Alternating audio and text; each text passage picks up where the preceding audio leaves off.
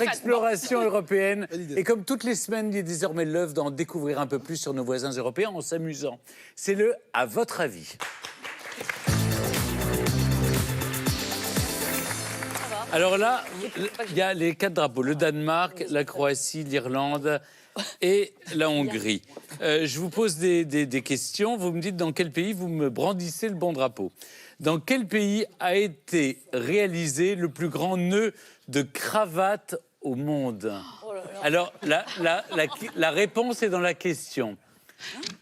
Oui, voilà. Mais comment t'as bravo? La phonétique. La phonétique. Est-ce que vous savez d'où vient... Croatie. Mais vous savez d'où vient la cravate? La cravate vient de Croatie. Oui. Parce que c'était les armées croates qui, sous Louis XIII, on se moquait d'eux, on disait, parce qu'ils avaient un nœud, les guerriers avaient un nœud, ce nœud de cravate, et on les appelait, c'est les Croates, c'est devenu la cravate. Parce qu'ils portaient la... Oui, par des formations, en fait, croate, en croate, ça se dit cravate. Et donc ça devient cravate, cravate. Elle est grande comment? Votre nœud, il est grand? Alors, Stéphane. Non, mais le plus grand... Non, mais vous venez leur poser cette question. Le plus grand nœud de cravate au monde. C'est pas scandaleux, la question que j'ai posée. Donc c'était autour de la reine de Poula. Et je crois qu'il faisait 271 mètres de long, 25 de large. Et je crois qu'ils ont dû mettre 300 heures, quelque chose comme ça. Incroyable. Dans quel pays d'Europe les moustaches ont été, dans l'histoire, pendant une période de l'histoire, interdites? Donc, à mon avis, c'est relatif à l'hygiène. Ça doit être relatif à l'hygiène ou pas? Je sais pas. Là, Qui est le plus sale d'entre je vous? sais pas.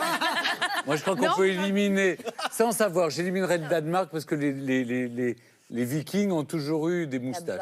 Donc, c'est pas le Danemark. Ouais, Donc, il nous reste l'Irlande ou... l'Irlande, ils ont grave de la barre. L'Irlande ou la Hongrie. Moi, je dirais la Hongrie. La Hongrie, est-ce que c'est la Hongrie? Non. Non, c'est l'Irlande. L'Irlande. Et pourquoi l'Irlande? C'est l'Irlande. C'est très ancienne cette loi. C'était les Anglais qui étaient plutôt rasés et les Irlandais, les rebelles qui étaient barbus et moustachés. Et donc ils ont simplement interdit les moustaches et les barbes en ville pour être sûr que c'était pas des rebelles irlandais qui entraient dans la ville. Autre question. Dans quel pays croit-on que la météo de son jour d'anniversaire représente notre comportement dans l'année qui est écoulée? Ah, ça, je crois que je le sais. À mon avis, c'est des oufs, c'est les Danois. Ouais, moi aussi, je pense que c'est les oui. Danois. Oui, expliquez-nous, Maline. Encore C'est sûr. une petite anecdote valorisante pour les... Danois. Oui, c'est vrai. Le jour de notre anniversaire, le temps qu'il fait dehors, c'est le symbole du comportement qu'on a eu dans l'année. Donc, si on a été d'un bon comportement... Il fait beau. Il fait beau. Ah Eh oui, bien, c'est en Belgique, on n'est pas dans la mouise. Oui, parce que... mais en même temps, c'est injuste. Si vous naissez, par exemple, au mois de février... Oui, exactement. C'est pas juste. Oui.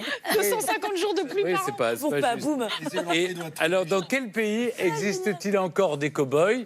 C'est forcément Hongrie, c'est vrai? D'ailleurs, vous en avez un devant vous. Là, je vous ai ramené un Oh, mignon.